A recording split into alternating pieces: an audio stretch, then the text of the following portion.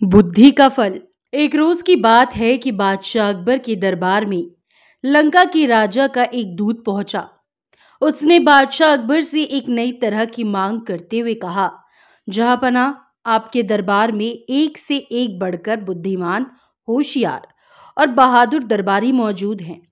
हमारे महाराज ने आपके पास मुझे एक घड़ा भरकर बुद्धि लाने के लिए भेजा है। हमारे महाराज को आप पर पूरा भरोसा है कि आप उसका बंदोबस्त किसी न किसी तरह से और जल्दी ही कर देंगे। ये सुनकर बादशाह अकबर चकरा गए। उन्होंने अपने मन में सोचा, क्या बेतुकी मांग है। भला घड़े भर बुद्धि का बंदोबस्त कैसे किया जा सकता है। लगता है लंका का राजा हमारा मजाक बनाना चाहता है। कहीं वो इसमें सफल हो गया तो। तभी बादशाह को बीरबल का ध्यान आया। वो सोचने लगे कि शायद ये कार्य बीरबल के वश का भी ना हो, मगर उसे बताने में बुराई ही क्या है। जब बीरबल को बादशाह के बुलवाने का कारण ज्ञात हुआ तो वो मुस्कुराते हुए कहने लगे, जहांपना, चिंता की कोई बात नहीं है। बुद्धि की व्यवस्था हो जाएगी, लेकिन इसमें कुछ हफ्ते का वक्त लग सकता है। बादशाह अकबर बीरबल की इस बात पर कहते भी तो क्या, बीरबल को मुंह मांगा समय दे दिया गया। बीरबल ने उसी दिन शाम को अपने एक खास नौकर को आदेश दिया, छोटे मुंह वाले कुछ मिट्टी के घड़ों की व्यवस्था करो। नौकर ने फौरन बीरबल की आज्ञा का पालन किया। घड़े आते ही बीरबल ने अपने नौकर को लेकर कद्दू की एक बेल के पास गए। उन्होंने नौकर से एक घड़ा ले लिया। बीरबल ने घड़े को एक कद्दू के फूल पर उल्टा लटका दिया। इसके बाद उन्होंने सेवक को आदेश दिया कि बाकी सारे घड़ों को भी इसी तरह कद्दू के फूल पर उल्टा रख दो। बीरबल ने इस काम के बाद सेवक को इन घड़ों की देखभाल सावधानी पूर्वक करते रहने का हुक्म दिया और वहां से चले गए।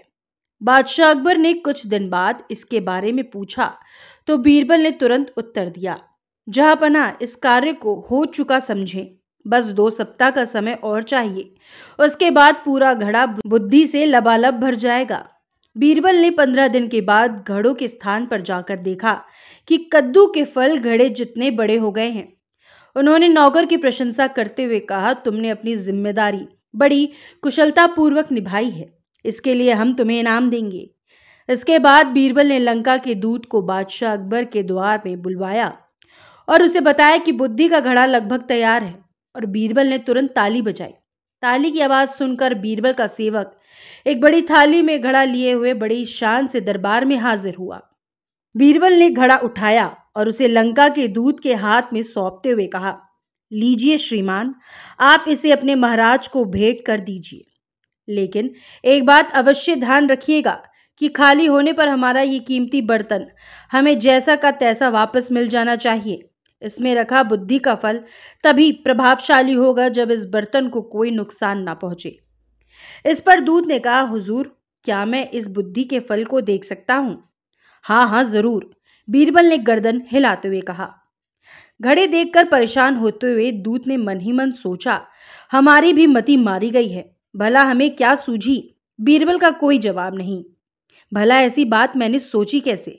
घड़ा लेकर दूत के जाते ही बादशाह अकबर ने भी घड़े को देखने की इच्छा प्रकट की और बीरबल ने घड़ा मंगवा दिया। जैसे ही उन्होंने घड़े में झांका, उन्हें हंसी आ गई। वो बीरबल की पीठ ठोकते हुए बोले, मान गए, तुमने बुद्धि का क्या शानदार फल पेश किया है। लगता है इसे पाकर लंका के राजा के बुद्धिमान होने में तनिक भी देर नहीं लगेगी।